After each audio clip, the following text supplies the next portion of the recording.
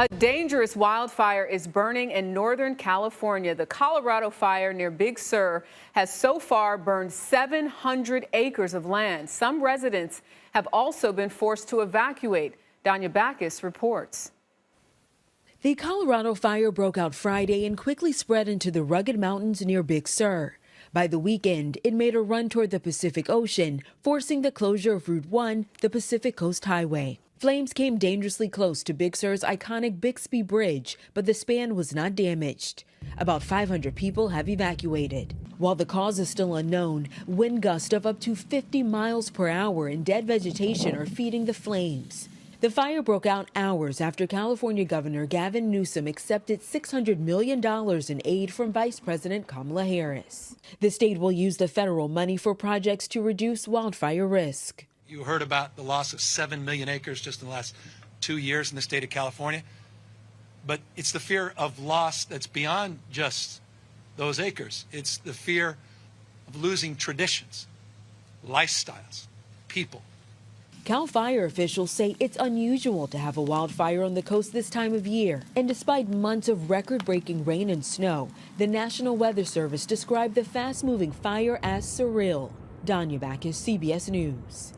For more on this, I want to bring in Stuart Palley. He's an environmental photographer and photojournalist who has captured a number of wildfires in his career, some of those amazing shots to really give perspective. Stuart, I don't have to tell you this, but you know Big Sur is one of the most scenic and beautiful coastlines in California. What impact is this fire actually having on the surrounding community?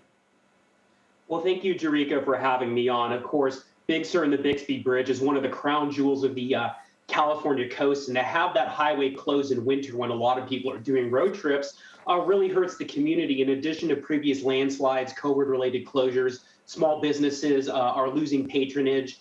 People are having to reroute around the bridge. But more importantly, hundreds of people have been evacuated, and there is an unconfirmed report of some structure loss to residents there. And thankfully, this fire has not damaged as much as we first hoped it did. And unfortunately, we had a strong wind event that pushed this fire to the Pacific Ocean almost overnight. Do you have any idea just how long those people will be forced to be evacuated from their homes?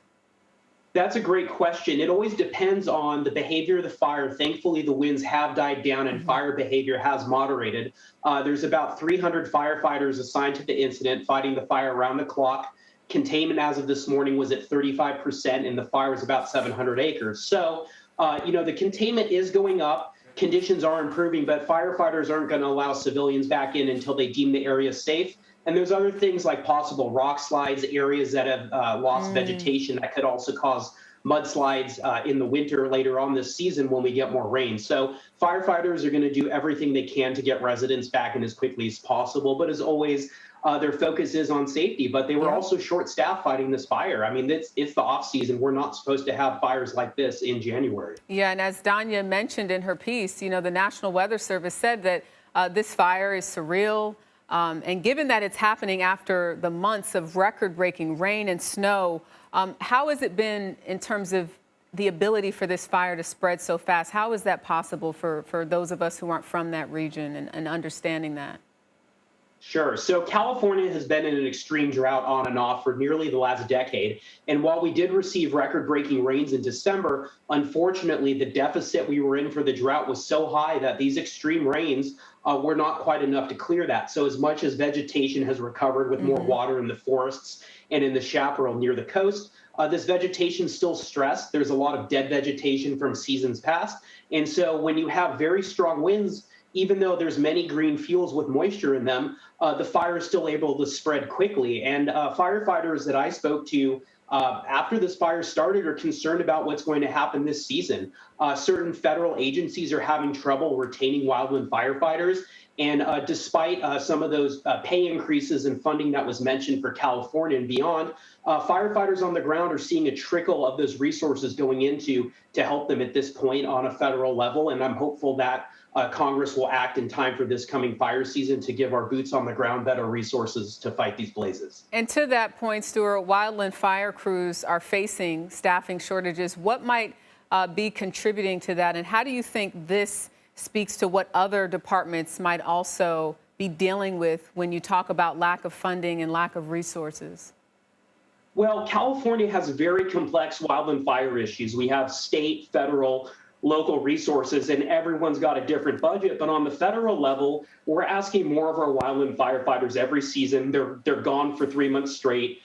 Their pay is not competitive with other agencies. And so the recent infrastructure bill did do a pay increase for these wildland firefighters, but frankly, it's not enough. And there has been a bill introduced both in the House and the Senate, H.R. 5161, the Tim Hart Wildland Firefighter Pay and Recognition Act. And what that works to do is to help pay these firefighters better so agencies on the federal government side can retain firefighters because they're going to private business or leaving the fire world altogether. And we're losing decades of suppression experience. And right now, with climate change, drought, and where and how we build, we need all hands on deck to keep people safe here in California.